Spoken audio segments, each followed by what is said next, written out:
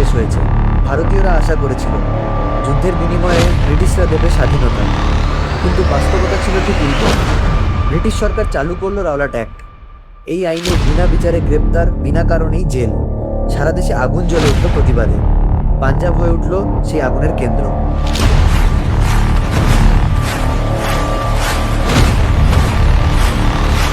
13 April 1919, বৈশাখী উৎসবের দিন, অমৃতসরের জালিয়ানওয়ালাবাগে হাজার হাজার মানুষ জড়ো হয়েছিল। কেউ প্রতিবাদ করতে, কেউ বক্তৃতা শুনতে, আর কেউ শুধু উৎসব দেখতে। এই বাগান ছিল চারদিক থেকে দেয়াল ঘেরা। বেরোনোর জন্য ছিল মাত্র একটি সরু পথ। মানুষ জানত না এই পথটাই অচিরেই হয়ে উঠবে মৃত্যুর ফাঁদ।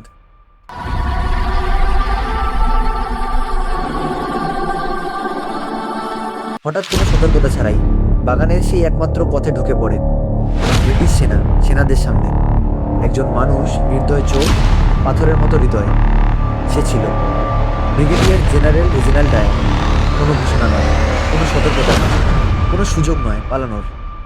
ডায়ার শুধু একটাই আদেশ দেয়, ফায়ার।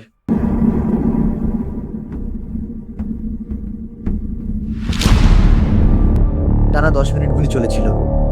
মানুষ দৌড়াচ্ছিল, কিন্তু যাওয়ার জায়গা নেই। কেউ দেয়ালে ধাক্কা খেয়ে পড়ছে, কেউ নিজের শিশুকে বাঁচাতে, নিজের শরীর ঢাল বানাচ্ছে, অনেকে প্রাণ বাঁচাতে। বাগানের কুয়োতে ঝাঁপ দিয়েছিল। সেই কুয়ো ভরে গিয়েছিল লাশে। ব্রিটিশ সরকার হিসেবে মৃতের সংখ্যা 379, কিন্তু ভারতীয় হিসেব বলে 1000 এর বেশি মানুষ নিহত।